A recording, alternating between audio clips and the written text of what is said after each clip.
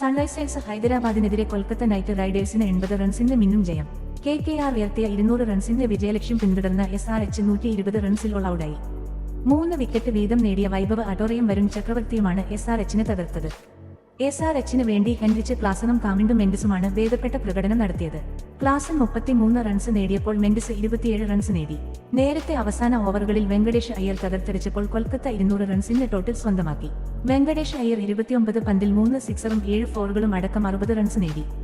റിങ്കു സിംഗ് 17 പന്തിൽ 32 റൺസ് നേടി മികച്ച പിന്തുണ നൽകി. നേരത്തെ ടോസ് നഷ്ടപ്പെട്ട് ബാറ്റിംഗിനിറങ്ങിയ കൊൽക്കത്തയ്ക്ക് തുടക്കത്തിൽ തന്നെ 2 വിക്കറ്റുകൾ നഷ്ടമായിരുന്നു.